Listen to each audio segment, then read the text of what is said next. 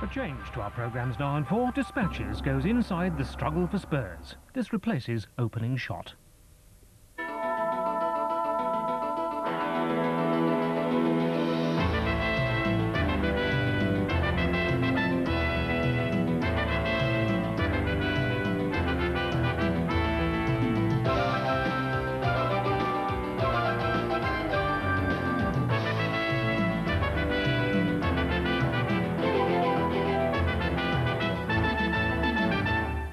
I find if there are allegations, why weren't they there at the beginning? And they certainly weren't there when I was dismissed. But 3 months later, when they've got to find out reasons, they're coming up with all these allegations, which infuriates me, and it's very, very unfair. Quite honestly, 9 folders of affidavit evidence, a 4-page letter to his own lawyers, outlines all of our allegations. Now, I'm not saying that he has to agree with them, but how he can sit there and say, I don't know what it's all about, I don't know, it's absolutely nonsense.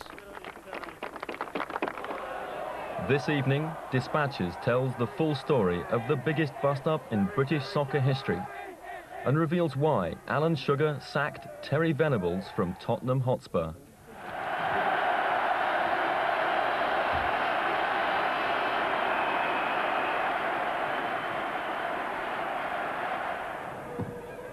In June 1992, Paul Gascoigne, Tottenham Hotspur's star player, was finally sold to the Italian football club Lazio for £5.5 million. The negotiations had been long and tortuous, begun long before the Sugar Venables takeover, and concluded 2 months after it.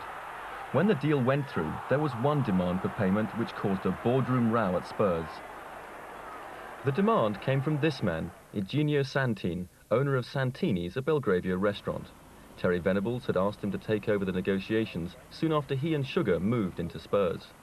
Now, I said to Venables at that stage, who is this bloke? And he said, well, he's an Italian, he's done a lot of work, he knows football clubs, he's done a lot of transfers before, he knows Milan, he knows this, he knows that. He's a very well-known restaurateur and entrepreneur. And, to a certain extent, he is quite well-known. I mean, there's no question of it. Now I know that, okay? And basically, he speaks Italian, and we don't understand them when they're talking their Italian. He knows what makes them tick. Let him get on with it. And, okay, let him get on with it. He was well known up there, and in fact, he's done deals, I think, like Mark Haitley and several other players that went to Italy before, and he knew a lot of the... In fact, he's got a restaurant in Milan as well. So he then continued. I said to him, see what you can do. So Santin was employed to help in the sale of Gascoigne. Sugar was happy because Venables told him it would be for free. Now, I said to Terry at the time, what is in it for this Santin guy? This is when he first spoke to me about it. Venables said to me, look, you've come out of the computer business. You don't know anything about the football business. People who are associated with football do funny things. Believe me, they do things just to be associated. I mean, they like to be associated with the high life, with the Gascoignes and Tottenham and all this stuff. You won't believe it. I know you're cynical. I know you won't believe it, but people do things for no money. And I said to him, well, I don't know many of those people, but I'll take your word for it. Football obviously is strange. I've been associated with it now for about a month. I mean, it's a little bit strange, but I'm still a little bit sceptical, right? And those, I swear to you, were his words to me. The price for Gascoigne was agreed, and the £5.5 million put in a deposit account. But it was then 4 months after Gascoigne had been seriously injured in the cup final, and the deal depended on Gazza passing a fitness test. If he passed, Spurs kept the 5.5 with the interest. Santin claims the credit for getting this deal through. Can you tell me about the negotiations? Were they difficult? But they were very difficult, because you don't have to forget that we were selling a player that was broken. We didn't know if he was going to play football again. So we were selling something that you never know. So the negotiation was peculiar in one way, because Lazio were buying a player that they didn't know if we were going to be able to play for them, and when, in any case. And Tottenham was selling something with a situation that they didn't have, in fact, they could have potentially nothing to sell. Ecco, con l'intervento di Santini molti aspetti si sono finalmente appianati, si sono chiariti. Ecco, questa e il ruolo fondamentale svolto da Santini in questa trattativa.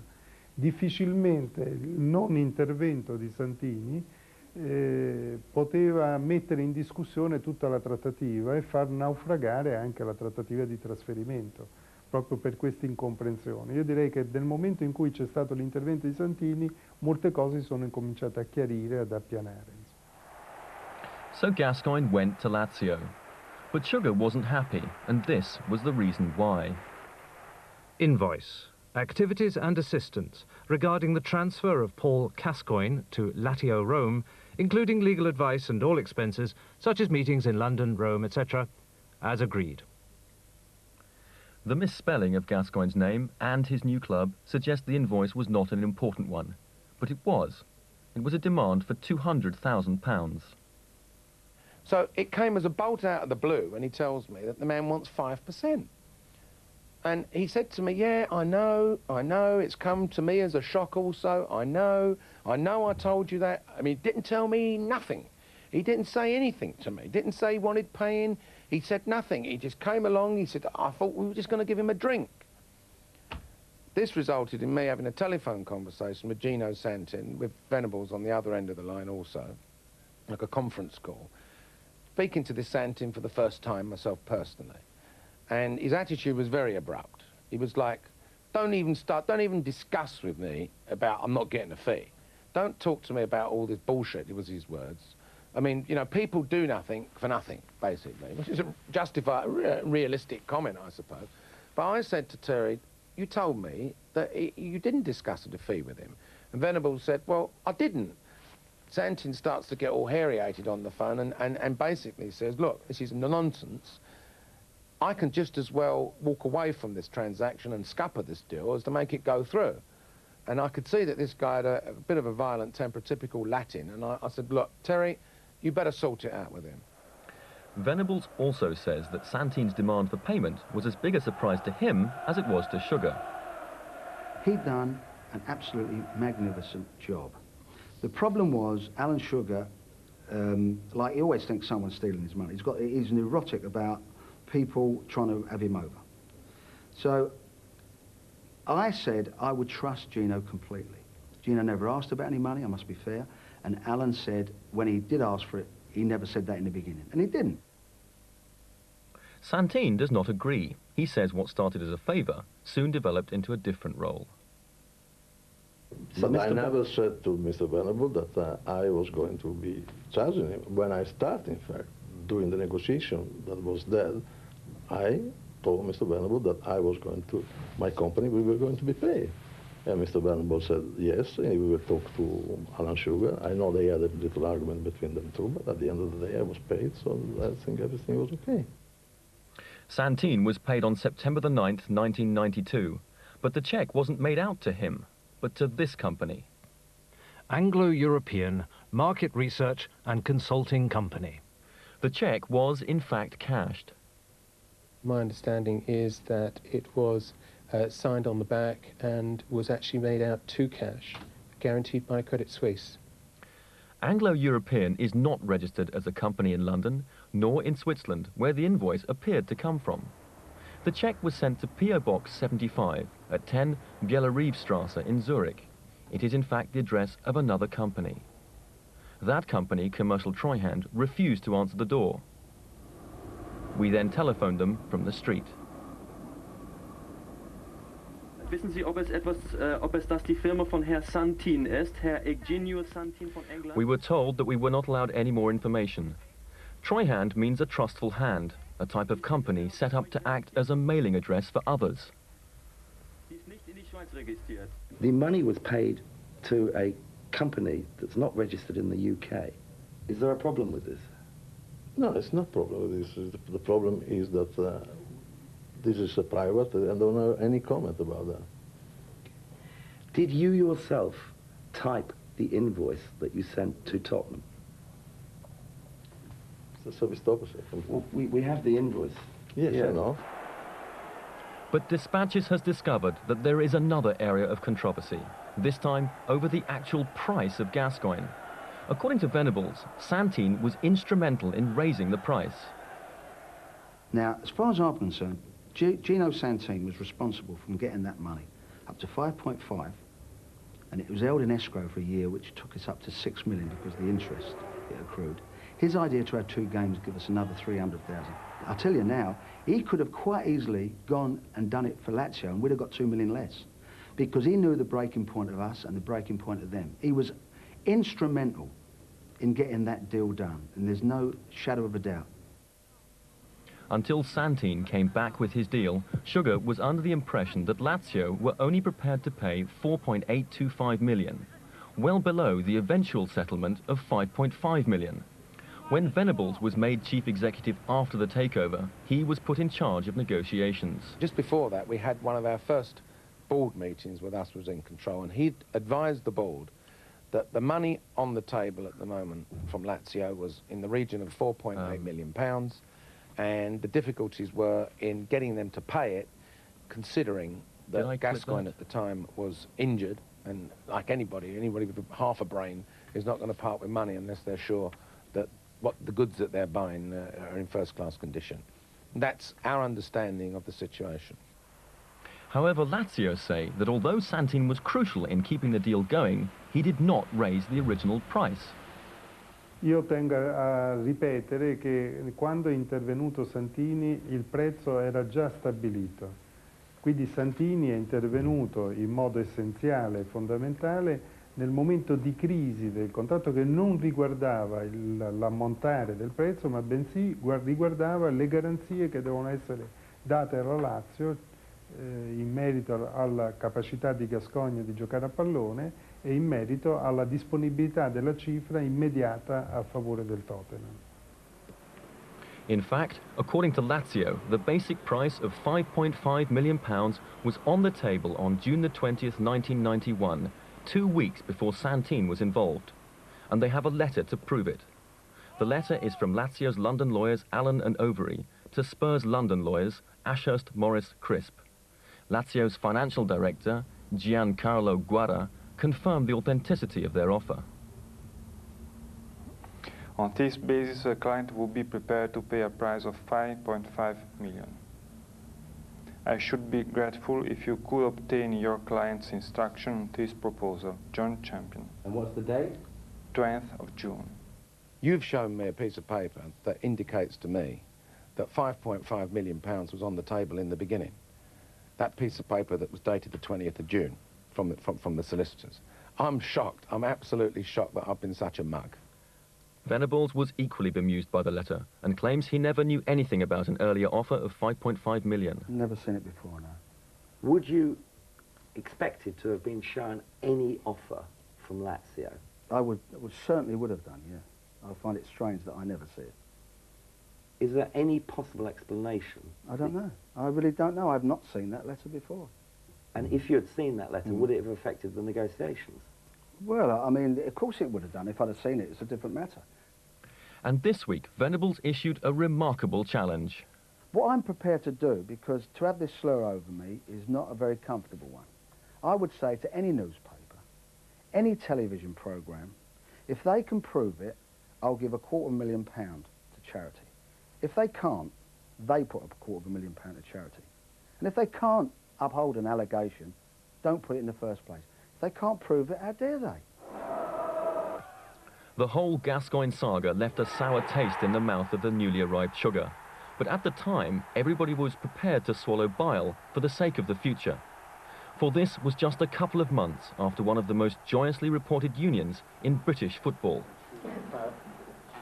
I saw Terry Venables, as a lot of people see him on your TV screens, as that kind of very wise football man who knows everything about football, very good entrepreneur. I saw him as a man that owned clubs and pubs and made games and had written books and written articles and Barcelona and all this type of thing. And so I steamed in the normal Alan Sugar way, head first, without any due diligence and checking and not checking. And look, I've kind of got myself to blame. On the other hand, Venables had been in football all his life. He had been a star of English soccer since he was 17, when he first pulled on a Chelsea shirt in 1963. We are at Then he had had a successful 2-year stint with the Spanish club Barcelona in the mid-1980s. By the time he returned to Spurs in 1987, he was regularly talked of as a future England manager. Sugar had come to Spurs' rescue after seeing the North London club's resounding victory against Nottingham Forest in the FA Cup on May the 18th, 1991. 1 month later, he and Venables put together their remarkable rescue package, worth £11 million, the sum needed to appease the Midland Bank. In all, Sugar invested over £8 million and gained 48% of the shares. Venables put in £3 million and gained 23%. At the time of the share issue, Sugar was impressed with Venables' financial commitment, for in the share issue document, Venables had stated he would raise £0.75 million from his own resources. That was a level of commitment that Sugar took very seriously. The attraction to me was that Terry was going to come in as a partner and committed himself financially, which was very, very attractive, because I know that somebody who's got his own money involved into it would make damn sure that it's going to be successful. But in order to buy his shares, Venables had had to stretch himself to the limit. To help him, Venables turned to this man, Edward Ashby. Ashby is Venables' closest business associate and a valuable ally, for it was Ashby who helped Venables raise the £3 million he needed to buy his Spurs shares. The money came from 3 sources. £2 million came from a finance company called Norfina. £250,000 came from Egil Jawitz, an architect who later became a director of Spurs. That left another £750,000 still needed. Venables had said he would also use his own money in the takeover. But there have been allegations that in September '91, Venables used money he borrowed from a company called Landhurst Leasing to buy Spurs shares. Landhurst Leasing went bankrupt last year with debts of over £60 million. And the company is now being investigated by the Serious Fraud Office. In September '91, Venables did borrow £1 million from Landhurst, and quarterly interest repayments of over £55,000 were routed through his company Edennote. But Venables claims the Landhurst money was used to buy 2 pubs and for other business interests, including paying off creditors from a previous venture called Transatlantic Inns. People make the allegations recently that I didn't put my own money into the club. If I didn't, well, okay, but you know, I can demonstrate quite clearly that I did, to the tune of, well, in all the businesses I've been involved in, 1.4 million in the last couple of years. I can show that quite easily. Sugar got a hint of how hard Venables was finding it on June the 21st, 1991, the very evening that he and Sugar were due to clinch the Spurs deal. Anyway, make a long story short, comes the time to actually part with the Mazuma and sign the cheque. Ashby calls me to a side and says, there's a little hitch. And I said, well, what's the hitch? He said, well, Terry's money hasn't come through yet. Now, there's me. I've made a, you know, been out there performing in true Sugar fashion, banging my hands on the table with the lawyers from Scholar and the lawyers from Bob Roth and throwing the lawyers from Maxwell out. And generally saying this deal is going ahead tonight and we've got the money and let's get on with it. And Ashby calls me to a side casually and says there's a hitch. So consequently what I had to do was to fork out all the money on the night, on the promise that it will be here tomorrow. His half of it anyway, it will be here tomorrow. It transpired, I mean, at the end of the day, it did turn up 10 days later, but I know it might sound stupid, but it was really the first time that it really dawned upon me that the money that he was borrowing the money. And it was Ashby who proved to be another and continuous source of friction between Alan Sugar and Terry Venables. The facts about Ashby's own business track record are disturbing. In all, 43 companies he has been associated with have been liquidated, struck off, or placed in the hands of the receiver. On June the 3rd, 1991, less than 3 weeks before the Spurs takeover, he was declared an undischarged bankrupt, following the crash of a company called Weatherall, with debts totalling over £1 million. Yet within a month of the takeover, Venables hired Ashby on a salary of £78,000 a year, plus handsome expenses. As a bankrupt, and as other bankrupts, I have to stay within the law, which means I can't be a director, and I can't manage the affairs of a company. At Tottenham, I was Terry Venables' personal assistant. Did you ever sign any letters at Tottenham as a general manager? Signing yourself on Tottenham notepaper as general manager? To the best of my recollection, no. But he did. October the 3rd, 1991, yours sincerely, E. Ashby, General Manager. October the 29th, 1991, yours sincerely, E. Ashby, General Manager. Although Sugar was told Ashby was a bankrupt in September 91, he only discovered the full extent of Ashby's past 7 months later, in April 92, following the dismissal of a junior accountant. There are a number of items that slightly concern me, so I decided to just make some general discreet inquiries, and these were speeded up following the departure of Mark Burton. Sandy's investigation produced a dossier 6 inches high on Ashby's business history. He wasn't very proud of obviously his bankruptcy, but it's something that can happen, and I understood it. I was just disappointed he hadn't told me. I felt let down about that, but I understood what his feelings were, but that's why. But I did say I couldn't hold that back. The dossier prompted Sugar to seek Ashby's dismissal, but Venables refused to sack him. Venables was, well, you know, I don't know, and well, you know, men's got to be given the chance, and Crystal, well, I don't think I can actually comment at this particular moment in time until I've looked at all the facts and all the usual rubbish that you would expect from him, yeah. And that was basically it. Ashby has a different view of Sugar's intentions. In my view, both the compilation of the dossier and the subsequent exclusion of me from board meetings was the beginning of Mr. Sugar's plans to weaken Terry. There's no way that now I know that this exists that I can be happy with having a man who is effectively the general manager, chief executive designate, if you like, running this place with a background and a history like this. You know, maybe, you know, there is genuine reasons you can explain it all away, but I'm basically not interested, you know. Can you not deal with it? Can you not sort him out, deal with him, send him on his way, give him some financial kind of settlement and work it all out? And, you know, let's just get on the right tracks.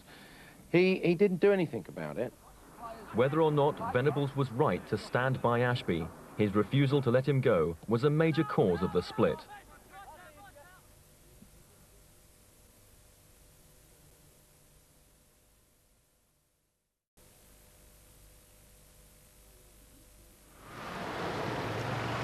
Scribes West, Venables' West London drinking club.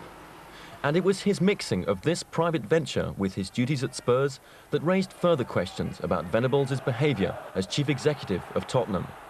In the autumn of 1991, Spurs fans were exposed to a new name in their programmes, General Portfolio. General Portfolio is a life assurance company based in Harlow. Its chairman is Vincent Isaacs. And in September 91, General Portfolio was awarded a contract to start up an affinity scheme with Tottenham Hotspur. Under the terms of the deal, General Portfolio could sell life assurance policies directly to the fans for a discount. Spurs would get 40% of the profits of the deal. Portfolio got the contract ahead of another insurance company, Legal & General. The General Portfolio contract was something that was organised by Terry Venables and Eddie Ashby. I understand that Legal & General were also interested in doing something with us, but it had only reached an initial stage and really hadn't made a great deal of progress. So the final deal was done by Terry, bringing General Portfolio on board. There was also a benefit for Venables' club, Scribes. The common aim of increasing Scribes' clientele and generating business for Tottenham Hotspur and General Portfolio. But what Venables had not told the Tottenham board was that there was a potential conflict of interest. For General Portfolio chairman, Vincent Isaacs was a shareholder of Scribes West. More crucially, Isaacs personally made a £120,000 loan to Scribes West. The chairman of General Portfolio made a large investment of £120,000 into Scribes West. Did the Tottenham board know about this?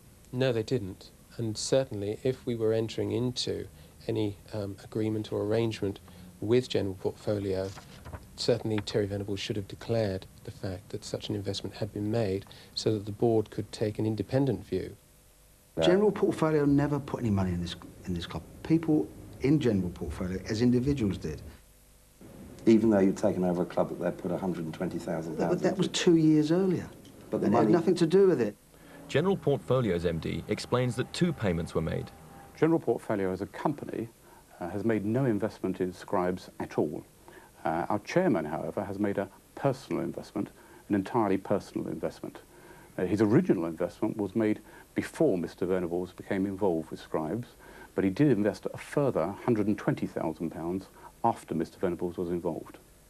But if Sugar had trouble dealing with Venables' associates and business practices, he was finding Sugar difficult to work with. He said just that there cannot be more than one governor, one boss. I said, but you knew that when we started. You knew, and you're an experienced man, why is it 2 years along you now realise that? Now that is the only, I said, is there anything else? No, it's just that there's got to be only one boss, and it's the only way it can be. Venables has also alleged that Sugar made financial decisions without proper consultation. If there were any skeletons in the cupboard of Alan Sugar, they would have been slapped on the back pages of the newspapers within minutes. But what is there? What have they got on me? That I shout, I scream, I swear at people? If that's all they've got on me, I've already told you, that's the way I carry on, that's my trademark. I'm sorry for that, I'm not an angel. But I've been in business for 30 years. I've employed up to 20,000 people in my lifetime throughout the world. I've had awkward situations where senior executives have had to go, had to leave the company. They've been given correct and proper settlements. Not one of them, not anybody in the business world has piped up in this last 3 or 4 months and said, here, Venables, you want any smut and sugar, come down here, there's a pile of it. But far more serious than claim and counterclaim about personalities and management style is the allegation from Spurs that Terry Venables knowingly agreed certain payments to football agents without board approval. 2 weeks after Venables had been dismissed in June this year, Alan Sugar discovered 2 bundles of cash worth £8,750 in the safe at Spurs. What did Mr. Sugar say when he found the cash? I don't really think that's probably repeatable. Dispatches has discovered that this money related to a transfer deal of 9 months previously, when Teddy Sheringham, a striker, was brought from Nottingham Forest. On August the 27th, 1992, a white BMW pulled out of White Hart Lane. At the wheel was Spurs credit controller Anis Rahman. He was heading for the Spurs bank, the Midlands, at Aldgate, on an unusual errand to pick up £58,750 in cash. At the Midland, Rahman picked up the cash in bundles of £5,000 and drove back to White Hart Lane, a Spurs security guard at his side. There, he handed over the cash to Colin Sandy. The money was for Frank McClintock, a former captain of Arsenal and now a partner of a players' agency called First Wave Sports Management. McClintock is an old friend of Venables. In the 60s, they played together at Queen's Park Rangers. And it was First Wave who were handling the Sheringham transfer. I don't like dealing with cash. In the days of electronic fund transfer, there's no need to deal with cash at all. But that was the request that we had, and so we met the request. The invoice stated that the £58,750 was for the assistance in arranging a distribution and merchandising network on behalf of Tottenham Hotspur Football Club in the United States. The invoice was signed by Terry Venables. In the June court hearing, it was alleged that this was a so-called bung or bribe. However, according to the recipient, it was not a bung, but a way round certain Football Association regulations. The FA stipulates that clubs should not pay agents for procuring players. Making the invoice out for other work was a way around these rules. Frank McClintock told dispatches that the invoice Venables signed was made up in agreement with him. You see, officially, Clubs by football laws are not supposed to pay you for getting a player there. So on the invoice you don't mention players? No, you mention lots of other things and try to build a big history case up to make it legal enough for them to pay you. How much of that 50,000 was the actual Sheringham transfer? It would be a low percentage of it. It would be. It was just an extra thing. I says, look, Terry, you've got to pay us the money. We've been working on and off now for a year. The Shutt deal might eventually come off as well. We've sent you 2 or 3 players. This is a culmination of all our work. Look, there's a few clubs in for Terry Sheringham. We know he wants to come. We would like him to come. But what will you pay us on the day? We're fed up waiting. We're behind. McClintock said the £50,000 included payments for work done in Australia, getting an international Russian player over for trials, and bringing over Yugoslav striker Preki, who now plays for Everton. This is why, when we had the 50,000 for the Sheringham deal, that invoice, it was a combination of many other deals before that we hadn't paid him, and I put off until the final day, and he said, if you don't pay, Teddy don't sign. And I apologise for that deal again, because that was a bad one, wasn't it? Most like today, they'd pay another $1 million for him. Venables also argues that McClintock did nothing wrong in including a portion of the £58,750 for him bringing Sheringham to Spurs. The Football Association rules I've looked very carefully. There's many things. In fact, they're trying to actually do the opposite. They're trying to let people do it. Because if they're doing a job for the player, or for the club, or for both, bringing both parties together to do a deal, why not? And if that is the deal for that particular one, that's what it is. And this is commonplace in the Premier League. The FA is investigating payments to agents, but they refuse to comment. Shortly after the cash arrived at White Hart Lane, McClintock, who says that all he asked for was payment on the day, was handed the money, still wrapped up in its package, in Eddie Ashby's office. The following day, on August the 28th, Sheringham was a Tottenham Hotspur player. But why was £8,750 returned to the safe? Venables says McClintock had been overpaid. It was 50,000, including VAT. They paid more. And I went mad with Frank afterwards, which he'll tell you. Frank then took the VAT back and gave it to Peter Barnes, who put it in the fridge, in the safe. Spurs, however, were not happy with Venables' version of events.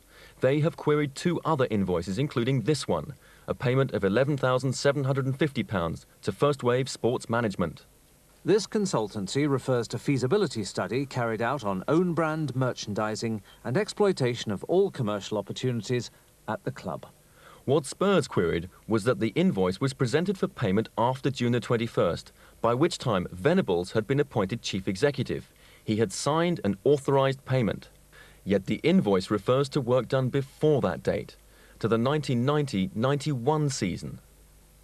At that time, the club was still administered by the man Venables replaced, the former chief executive, Ian Gray.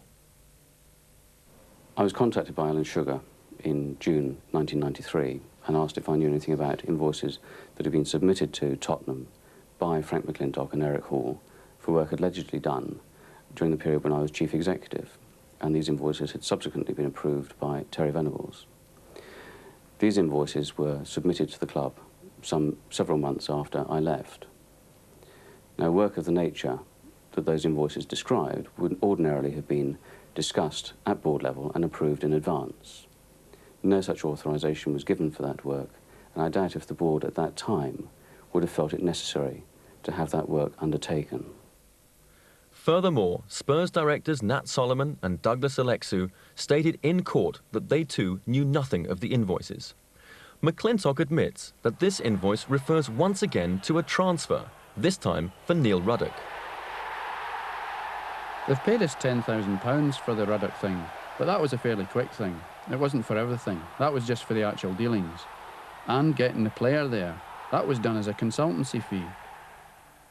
Tottenham say they've asked you for a full and frank explanation about these invoices. They have had them, and they write again, and they've had them from me. And my lawyer, you've spoke to, can verify his outside that he sent them. I have documentation for all these so-called allegations, which are pathetic. But Spurs remain suspicious, And shortly after Venables was sacked on May the 14th, 1993, Colin Sandy launched a full review of all invoices at Spurs.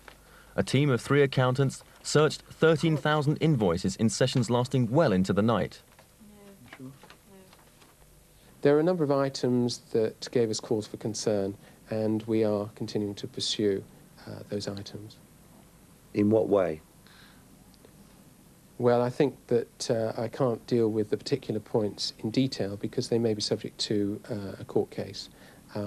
But you know, suffice to say that there are certain issues that need to be addressed, and they will be. Venables maintains he is the target of a Spurs vendetta orchestrated by Alan Sugar. In particular, he says Spurs' allegations about his behaviour at the club only surfaced after he was sacked. What I would say is, again, I don't think these are after the events. He's got lorry loads of lawyers looking up for things that he feels may or may not have happened. Just that may have happened, it could have happened. Let's throw the mud, let's see if it sticks. Then I've had it up to here with it all, really. Sugar argues otherwise. You've got to picture the scenario. Here is the god of football, or he said he was anyway. There are 30,000 fans out there that, you know, to try and do something, the first time that you've uncovered what you feel is wrong practice, you bring it to his attention, you say to him, look, come on, these things shouldn't be done in this way. Yeah, oh, don't worry, yeah, well, this, all right, I understand, right, OK, I know your style, won't happen anymore, and da-da-da, and all that stuff. And I'm sitting there thinking to myself, well, what can I do? I mean, I've got no alternative. And you get a culmination of events that build up and build up and build up until in the end, you have to say, I'm sorry, no matter what the fans think, no matter what the outcome is going to be, we've got to do something here very, very serious, because it's just not working. Sugar and Venables have still to face each other in court again, when Venables takes the case for breach of contract and wrongful dismissal to the High Court.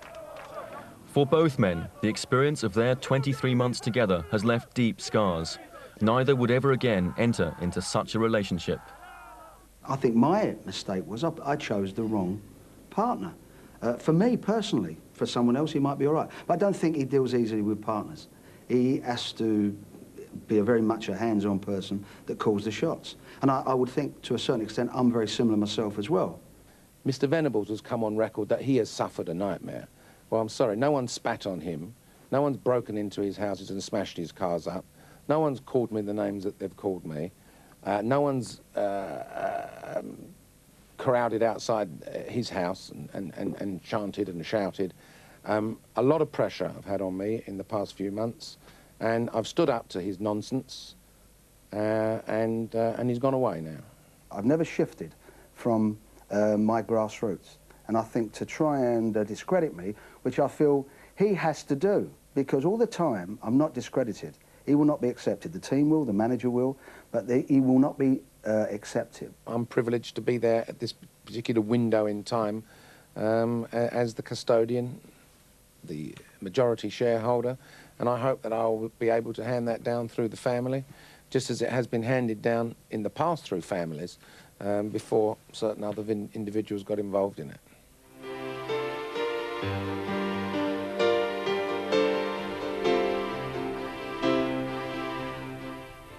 That Dispatches special was a change to the advertised programme. We're sorry if you were expecting to see opening shot, but it will be shown at a later date.